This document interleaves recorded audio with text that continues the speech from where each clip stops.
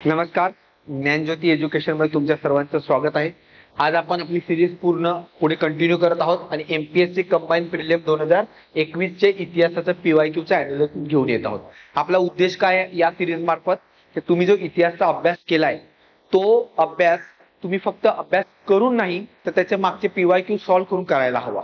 आणि PYQ solve करताना पण पूर्णतः लॉजिकवर जायला हवं. एखाद्या प्रश्नाचं जर तर माहिती नाहीये तरी ते लॉजिकने कसं सॉल्व्ह करता येईल हे मी या व्हिडिओतून तुम्हाला सांगण्याचा प्रयत्न करत आहे.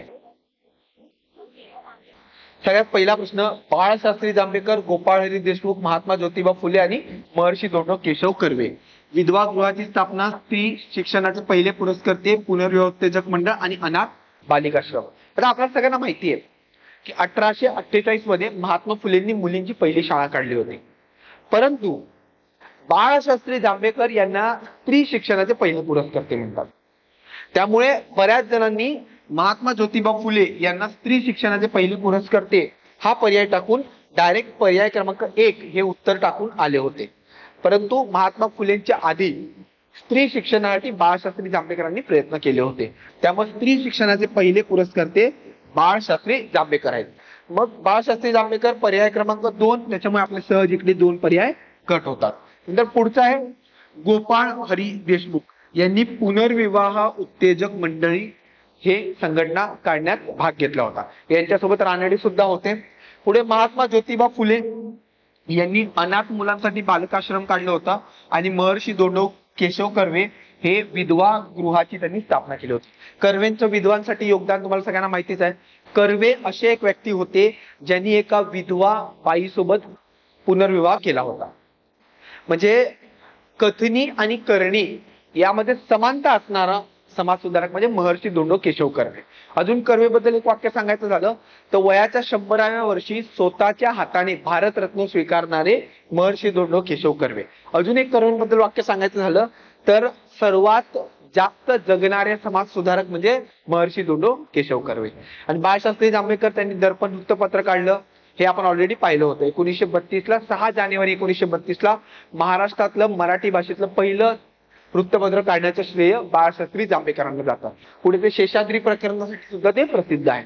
पुढे गोपाळ हरी देशमुख हे आपल्या सर्वांना परिचयाचे आहेत आणि महात्मा ज्योतिबा फुले यांच्यावर तर कधीतरी आपण एक सविस्तर लेक्चरच बनवूयात. हे याचं उत्तर तुम्हाला माहिती पडलेलं आहे. पुढे 1932 साली भारतीय उद्योजकांनी पहिली कंपनी सुरू केली. नीट नाव आहे का? भारतीय उद्योजकांनी. ठीक आहे, भारतीय उद्योजक. आता बघा इथं इम्पिरियल आहे. इम्पिरियल, इम्पिरियलचा अर्थ काय होतो? रॉयल. रॉयल म्हणजे related to British, related to British king. त्याच्यामुळे हा रॉयल जिकडे आहे तो सगळ्यात पहिला पर्याय कट होणार.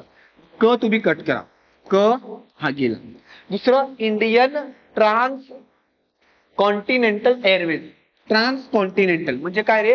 कॉन्टिनेंट म्हणजे 2 खंडाच्या मध्ये ट्रॅव्हलिंग करणारा. मग 2 खंडाच्या मध्ये एवढी मजल भारतीय त्या काळात मारतील का? तर नाही, कुठल्या तरी ब्रिटिश कंपनी आहे. त्यामुळे हा पर्याय पण कट केला. तर इथं जे ड आहे इथं फक्त एकाच ठिकाणी ड आहे, तो पर्याय गेला. आता इथं इंडियन नॅशनल एअरवेज आणि टाटा एअरवेज. तर त्याचं ऍक्च्युअल उत्तर काय? 1932 मध्ये टाटा एअरवेजला लायसन भेटलं होतं. परंतु आयोगाने हा प्रश्न हॅश केलेला आहे. याचं उत्तर ऍक्च्युअली फक्त ब पाहिजे, परंतु नंतर आयोगाने याचं सेकंड आन्सर की मध्ये हॅश करून हा प्रश्न कॅन्सल करून टाकला. त्यामुळे याच्यावर एवढी चर्चा करण्यात काय अर्थ नाहीये.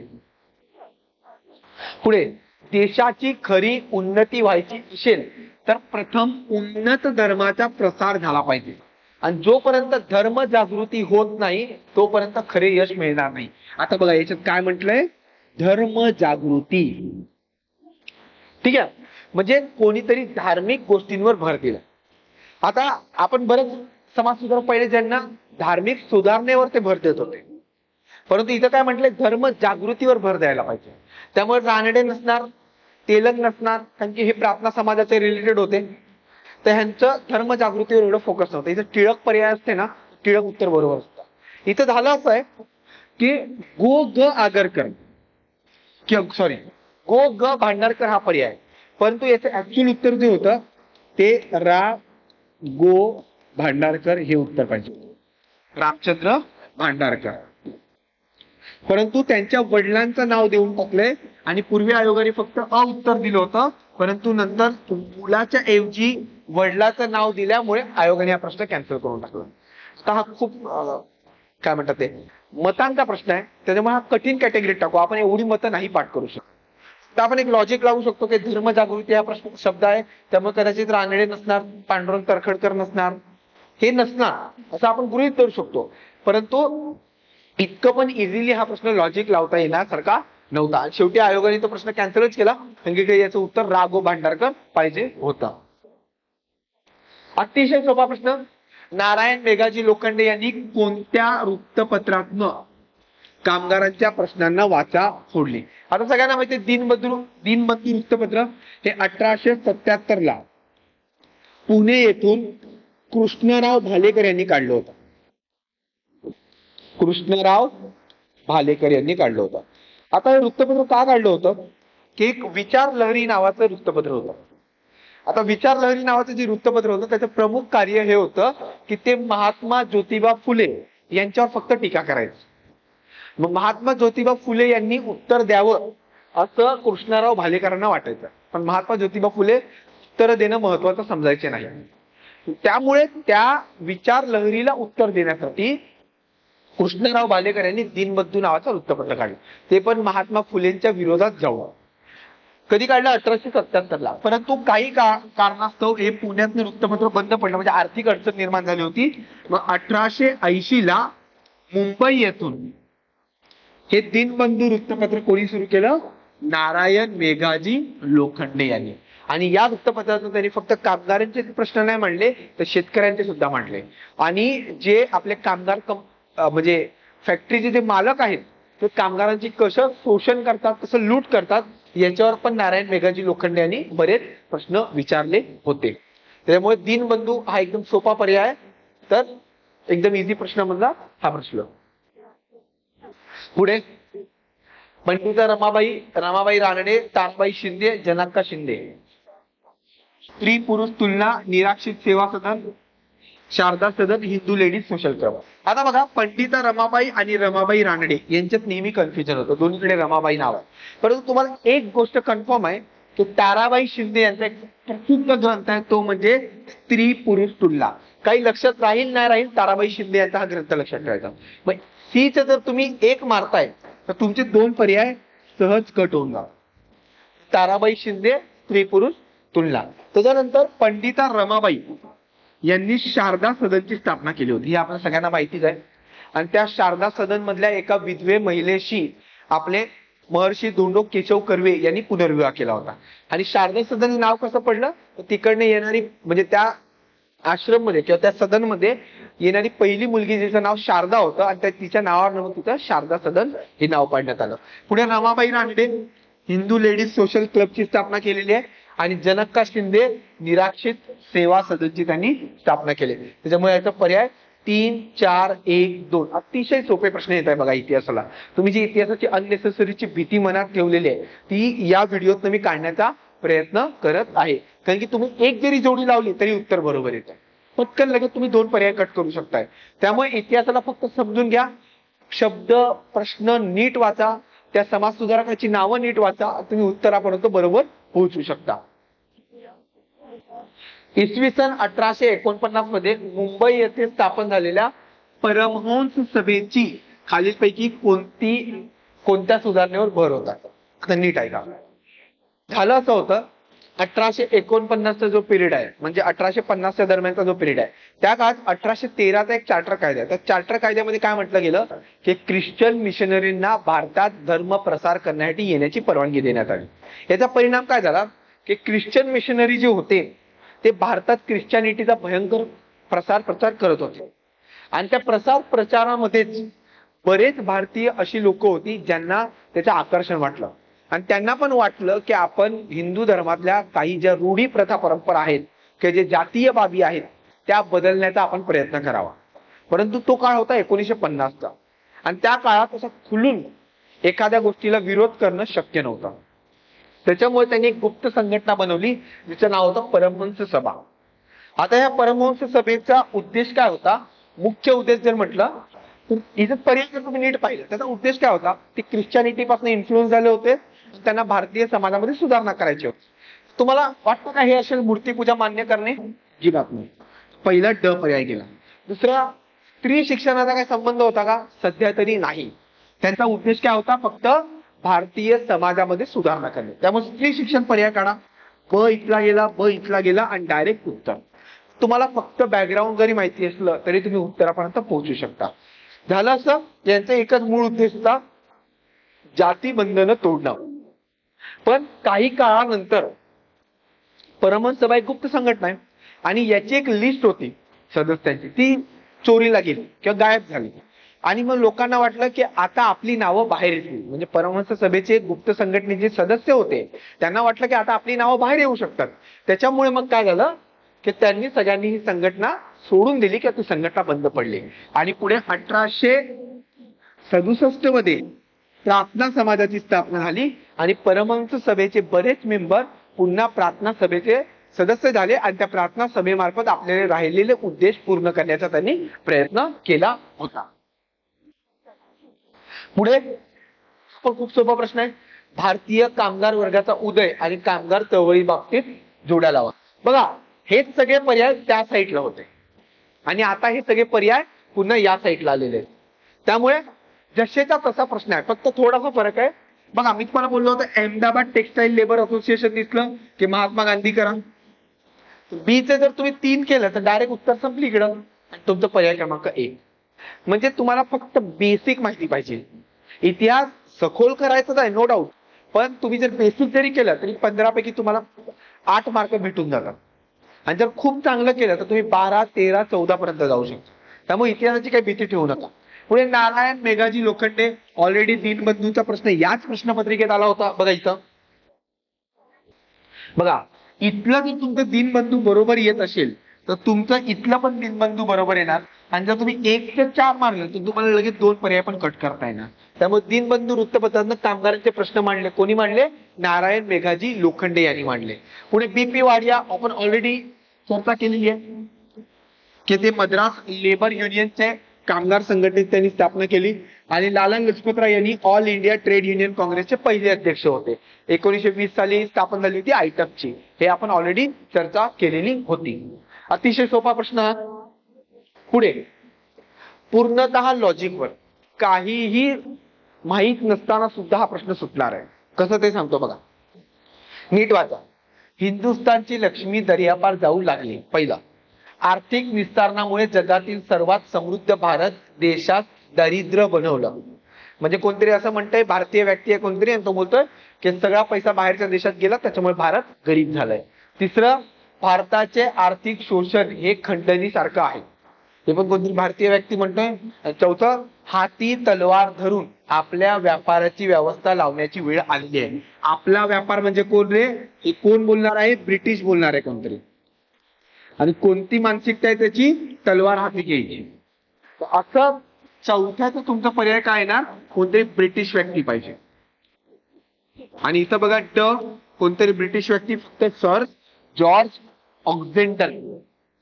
डायरेक्ट उत्तर भेटलं. बघा, मला काहीच माहिती नव्हतं या प्रश्नातलं, परंतु मला फक्त एवढं पर्स्पेक्टिव्ह माहिती होता की कोणतं मत हे भारतीयांचं असू शकतं आणि कोणतं मत हे ब्रिटिशांचं असू. पुढे बघा, हिंदुस्थानाची लक्ष्मी दर्यापार जाऊ लागली. गोपाळ हरी देशमुख. MPSC ने कितीतरी वेळा प्रश्न विचारलाय की लक्ष्मी विलायतेला चालली हे वाक्य कोणाचं आहे, किंवा लक्ष्मी दर्यापार चालली हे वाक्य कोणाचं आहे? तर गोपाळ हरी देशमुख. पुढे, आर्थिक विस्तारणामुळे जगातला सर्वात समृद्ध भारत देश दरिद्र बनला. रमेशचंद्र दत्त किंवा त्याला आरसी दत्त म्हणतो आपण. आणि भारताचं आर्थिक शोषण हे खंडणीप्रमाणे आहे. हा खंडणी शब्द आला तर रानडेंचं नाव लक्षात ठेवा. हा खंडणी जर शब्द आला तर रानडेंचं नाव लक्षात ठेवा. अजून एक व्यक्ती आहे दादाबाई नौरोजी. दादाबाई नौरोजींनी सुद्धा सांगितलं होतं ट्रेन ऑफ वेल्थ म्हणजे काय? भारताचं आर्थिक विस्तारण होत आहे. भारताचं संपत्ती ही बाहेरच्या देशात चालली. जर भारतात असलेला संपत्तीचा सरप्लस किंवा भारताने कमवलेला नफा हा जर भारतातच वापरला गेला तर भारताची भरपूर प्रगती होऊ शकते, असं दादाबाई नौरोजींनी सांगितलं होतं. ते तुम्हाला 4 इकॉनॉमिस्ट आहेत, यांचं तुम्हाला लक्षात ठेवायचं आहे. पुढे बघा, पुन्हा तोच प्रश्न आला बघा. दादाबाई नौरोजींच्या मते टिंबटिंबचं निस्तारण होते, परंतु ते जर भारतात गुंतवलं तर मोठ्या प्रमाणात आर्थिक विकास पाहायला मिळू शकतो. आता बघा कसं निस्तारण, कुठली तरी गोष्ट भारताच्या बाहेर चालली आहे आणि तेच जर आपण घेऊन भारतात वापरलं तर भारताचा विकास होऊ शकतो. कुठलं हस्तोद्योग उत्पादन नाही, उत्पादन आपण घेऊन आपल्या गुंतवणूक कशी करणार. भारतीय चलनची त्यावेळेस काय व्हॅल्यू नव्हती, त्यावेळेस भारतीय चलन एकदम वीक होतं. कापसाचं संपूर्ण उत्पादन नाही, त्याचं उत्तर आहे संभाव्य अधिशेष. म्हणजे जो सरप्लस अमाऊंट आहे, जो नफा आहे, तो आपण जर भारतीयांचा नफा भारतातच वापरला तर भारताचा आर्थिक विकास होऊ शकतो. प्युअरली तुम्ही वाचून सुद्धा तुम्हाला कळेल असा हा प्रश्न होता. त्यामुळे याच्यात तुला खूप विशेष काय अभ्यास करायची गरज नाहीये. पुढे लॉजिकल प्रश्न पुन्हा. ब्रिटिश काळात शेतीच्या व्यापारीकरणामुळे कोणत्या पिकाच्या उत्पादनात वाढ झाली. आता बघा, ब्रिटिश भारतात का आले होते? व्यापार करायला. व्यापार करायला ते त्यांना कोणती पिकं जास्त पैसे देणारी होती, त्याला आपण इंग्लिशमध्ये म्हणतो कॅश क्रॉप. आणि कॅश क्रॉपला आपण मराठीत म्हणतो नगदी पिकं. मग जी नगदी पिकं आहेत त्यांच्या लागवडीला ब्रिटिशांनी प्रोत्साहन दिला होता. मग नगदी पिकं कुठले कुठले आहेत पर्यायामध्ये चेक करा. पर्यायामध्ये बघा कुठले कुठले आहेत. ऊस आहे का नगदी पीक? हो आहे. कापूस आहे का? 100% आहे. ब पर्याय बघा, ब आणि ब, इथं ब नाहीये, पर्याय कर. पुढे ताग आणि नीळ आहे का? हो. नीळसाठी तर ब्रिटिशांनी किती प्रयत्न केले. नीळसाठी नीळ उठाव सुद्धा झाला. त्यामुळे नीळ तर असणारच. तर क आणि क, इथं क नाहीये, त्यामुळे हा पर्याय पण गेला. पुढे तंबाखू आणि अफू. अफूसाठी ब्रिटिशांनी चीन सोबत 2 युद्ध करून, एवढं ब्रिटिशांना अफूचं महत्व होतं. आणि अफू खूप, आता पण बघा गांजा, अफू खूप पैसे देणारं साधन आहे. त्यामुळे हा पर्याय पण आहे, तंबाखू आणि अफू. हा पण आला. तर इथं पण ड आहे, इथं पण ड आहे. शेवटी चहा आणि गहू आला बघा. चहा हे सुद्धा कॅश क्रॉप आहे आणि ब्रिटिशांनी आसाम किंवा वेस्ट बेंगॉलच्या काही भागामध्ये चहा लागवडीला प्रोत्साहन दिलं होतं आणि त्याचा परिणाम असा आला की चहाच्या उत्पादनात सुद्धा वाढ झाली होती. परंतु गहूचा काही संबंध नाहीये, त्याच्यामुळे आयोगाने ब, क आणि ड हे उत्तर दिले. एकदम लॉजिक बेस्ड प्रश्न होता. जर तुम्हाला एवढं कळालं की गहू हा कॅश क्रॉप नाहीये, गहू हा नगदी पीक नाहीये, गहू हा ब्रिटिशांच्या एवढ्या काही फायद्याचा नाहीये, तुम्ही फक्त गहू काढा आणि डायरेक्ट उत्तर मिळवा. इतकं सोपा एमपीएससीचा पेपर असतो. पुढे पंडिता रमाबाईंना ब्रिटिश सरकारने कोणता किताब दिला होता. बघा बाकीचे 3 किताबांचं नावच नाहीये कुठे पुस्तकात इतिहासात. कधी असं मी ऐकलं नाही, कैसर ए हिंदू, कैसर ए लेडी, इंडियन सुपर लेडी. फक्त एकच किताब ऐकलंय, कैसर ए हिंद. आणि हा किताब महात्मा गांधींना सुद्धा भेटला होता. त्यामुळे इतका सोपा प्रश्न आहे. बाकी 3 किताबांचं कुठं नावच नाही ना आपण कधी वाचलेलं आहे. पंडिता रमाबाईंना तो 1919ला कैसर ए हिंद पदवी भेटली होती किंवा किताब भेटला होता आणि 1924ला पंडिता रमाबाई यांचं निधन होतंय. त्यामुळे हा प्रश्न पण आपण सोप्या कॅटेगरीत टाकू शकतो. पुढे आदिवासी शेतकऱ्यांच्या क्रांतीचा पहिला नायक कोण होता. एकदम जरी कठीण प्रश्न तुम्हाला वाटत असेल तरी सरसकट याचं उत्तर आहे तंट्या बिल्ल फक्त ड. पुस्तकात आहे जसंच्या तसं आहे. काय विचारलंय? आदिवासी शेतकरीचा क्रांतीचा पहिला नायक. मी हा पहिला विचारलाय. एक अजून लॉजिक सांगतो. पहिला विचारलाय म्हणजे एकच व्यक्ती असणार. पहिला नायक 2 नसतात. तर इकडे बघा 2 पर्याय दिले, अ आणि ब, क आणि ड. त्यामुळे हे पर्याय सरसकट कट होतात. लॉजिक बघा तुम्ही या मागचं. पहिला विचारलाय, पहिले 2 व्यक्ती नसणार. असं नसणार ना पहिला नायक बाबा भांड आणि बिजनिया हे दोन्ही असतील, तसं नसणार ना. त्यामुळे तुम्ही हे 2 पर्याय डायरेक्ट कट करू शकता. आयदर उत्तर ब आहे, आयदर उत्तर ड आहे. आणि बिजनिया हा तुम्हाला एवढं वाचण्यात नाही आलाय, पण तंट्या बिल्ल वाचण्यात आलाय. तंट्या बिल्लनी ऑलमोस्ट ब्रिटिशांच्या विरोधात 11 वर्ष संघर्ष केला होता आणि तंट्या बिल्लच्या विरोधात ब्रिटिशांनी 10,500 रुपये बक्षीस ठेवलं होतं. तुम्हाला हे खूप आताच्या दृष्टिकोनात कमी वाटेल, पण त्या काळात खूप होतं ते. आणि एवढं बक्षीस ठेवून सुद्धा तंट्या बिल्ल त्यांच्या हातात आला नव्हता. त्यामुळे त्याला आदिवासी शेतकऱ्यांचा क्रांतीचा पहिला नायक म्हणून संबोधलं जातं. पुढे नागरी उठावांची सुरुवात खालीलपैकी कोणत्या प्रदेशातनं झाली. नागरी उठाव म्हणजे काय रे? आपला 1857चा उठाव. यात तुम्हाला माहिती असेल की बराकपूरच्या छावणीतनं झाले आणि बराकपूर कुठे आहे? बंगाल आणि बिहार प्रांतामध्ये. त्यामुळे याचं उत्तर सरसकट होतं बंगाल आणि बिहार. तुम्हाला फक्त लॉजिक लावायचं होता. ब्रिटिश सगळ्यात पहिले आले कुठे? इथं बंगाल आणि बिहार प्रांतात. नीळ उठाव कुठं झाला? बंगाल आणि बिहार प्रांतात. 1857च्या उठावाची सुरुवात पण कुठे झाली? बंगाल आणि बिहार प्रांतात. बराकपूरची छावणी लक्षात ठेवा. बराकपूर बंगाल आणि बिहार प्रांतात होतं आणि तिकडनंच उठाव झालाय. महाराष्ट्र आणि कर्नाटकचा काही संबंध नाहीये. आंध्रा ओरिसाचा पण काही संबंध नाहीये. पंजाब आणि सिंध हा असू शकतो, पण पंजाब आणि सिंध त्या काळात ब्रिटिशांकडे नव्हता. त्या काळात दिलीप सिंग आणि त्यांचे जे वडील होते त्यांच्याकडे पंजाब आणि सिंध होता. आणि 1848ला त्यांचे जे वडिलांचं नाव होतं ते रणजित सिंग होतं, तर रणजित सिंग कडे पंजाब होता. आणि जसे रणजित सिंग वारले कधी? 1843च्या दरम्यान. तर 1848च्या दरम्यान ब्रिटिशांकडे पंजाब आलेला. तेव्हा पंजाब हा पर्याय असू शकत नाही, आणि पंजाबमध्ये ऑलरेडी तेव्हा भारतीय राजाचं राज्य होतं. आणि बंगाल आणि बिहार हा ब्रिटिशांकडे कधीपासून आहे? 1764च्या बक्सारच्या लढाईपासून. त्यामुळे साहजिकच याचं लॉजिकली बंगाल आणि बिहारकडे तुम्ही वळू शकता. पुढे 1857च्या उठावाविषयी महाराष्ट्राच्या संदर्भात हा प्रश्न विचारलेला आहे. थोडासा कठीण प्रश्न आहे असं म्हटलं तरी चालेल, कारण की ट्रॅडिशनल बुक मध्ये यातले बरेच वाक्य नाही आहेत. बघा, भोरचे पंत सचिव चिमांजी रघुनाथ प्रथम यांनी रंगो बापूजी गुप्ते यांना विश्वासघाताने इंग्रजांच्या हवाली केलं होतं. तर झालं असं होतं की जे चिमणाजी रघुनाथ आहेत त्यांनी सगळ्यात पहिले रंगो बापूजी गुप्ते यांच्या सोबत ते लढले, आणि त्याच्यानंतर त्यांनी विश्वासघात केला आणि त्यांना हवाले करून टाकलं. दुसरं, नागपूरचे भोसले घराण्यातील राणी बाकाबाई यांनी बंडवाल्यांना पाठिंबा दिला होता. तिसरं वाक्य आहे, कोल्हापूरच्या छत्रपतीच्या घराण्यातील चिमा साहेब हे उठावात सामील झाले होते. आणि पुढे रंगोजी बापूजी गुप्तेंचे चिरंजीव सीताराम पंत व सावंतवाडीचे रामजी शिरसाट यांनीही उठाव केला होता. आता रामजी शिरसाट बद्दल आपल्याला पुस्तकात आहे, त्यामुळे ड कन्फर्म बरोबर आहे, पहिलं पण कन्फर्म बरोबर आहे. अ आणि ड वाला एकच पर्याय, त्याच्यामुळे हा उत्तर आहे. ठीक आहे. आणि राणी बाकाबाई ही बंडवाल्यांच्या पाठिंब्यात नव्हती, तर ही इंग्रज समर्थक किंवा ब्रिटिश समर्थक होती. त्याच्यामुळे तुम्हाला हे कळालं पाहिजे. नागपूरच्या भोसले घराण्यातील राणी बाकाबाई हा जरी पर्याय तुम्ही काढला ब इथं आहे, ते एकच पर्याय कट होतो. मग तुम्हाला पुस्तकातलं ही माहिती पाहिजे की रामजी शिरसाट हे उठावात होते आणि रंगोजी बापूजी गुप्ते हे विश्वासघाताने इंग्रजांच्या हवाले केले होते. अ आणि ड तुम्हाला माहिती आहे, तुम्ही हे उत्तर मारू शकता. थोडासा कठीण प्रश्न आहे, परंतु तुम्हाला उत्तरापर्यंत कसं तरी पोहोचता आलं पाहिजे. शेवटचा प्रश्न, खालील विवरणावरून स्त्री मुक्तीसाठी कोणी कार्य केलं ते ओळखा. आता बघा, शारदा हे लोकप्रिय नाटकात बालविवाहाचा प्रश्न मांडला. कोणी मांडला? गोविंद बल्लाळ या व्यक्तींनी मांडला. दुसरं, हंटर कमिशन पुढे स्त्री शिक्षणाची स्थिती आकडेवारीसह प्रभावीपणे कोणी मांडली? पंडिता रमाबाई यांनी मांडली होती. आता बघा, हंटर कमिशन 2 आले होते, त्यामुळे तुम्हाला माहिती पाहिजे. एक आलं होतं 1882ला शिक्षणाच्या संदर्भात, आणि दुसरं आलं होतं 1920ला. ठीक आहे. तर 1920चं जे आलं होतं ते जालियनवाला बाग हत्याकांडाची चौकशी करायला आलं होतं. आणि 1982चं जे आलं होतं ते शिक्षणासंदर्भात आलं होतं. ते शिक्षणासंदर्भात जे हंटर कमिशन आलं होतं त्यात 2-3 लोकांनी आपली साक्ष दिली होती.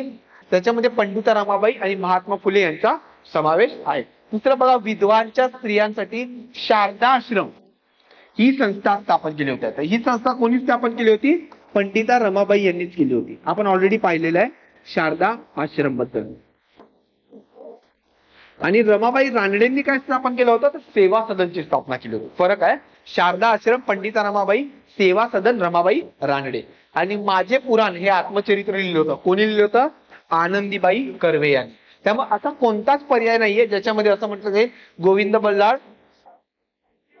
पंडिता रमाबाई आणि आनंदीबाई कर्वे असा पर्याय नव्हता. त्याच्यामुळे आयोगाने या प्रश्नाला सुद्धा कॅन्सल करून टाकलेलं आहे. त्यामुळे तुम्हाला या 15 प्रश्नापैकी 3 प्रश्न तर आयोगाने कॅन्सल करून टाकले. तरी तुमचे किती बरोबर येऊ शकतात आपण एकदा हे बघायला हवं. सगळ्यात पहिले हा कठीण प्रश्न आहे, याला आपण सोडून देऊया. हा यायला पाहिजे 1 2 3 4 5 6 झालं 7 8 9 10 11 नाही 11. बघा, 3 प्रश्न कॅन्सल करून सुद्धा 12 प्रश्न सोपे आहेत. त्यामुळे इतिहासाची भीती बाळगू नका. प्रश्न नीट वाचा, लॉजिक भयंकर वापरा. आणि तुम्हाला जर ही सिरीज आवडत असेल तर नक्की शेअर करा आणि आमच्या चॅनलला सबस्क्राईब करा. थँक्यू.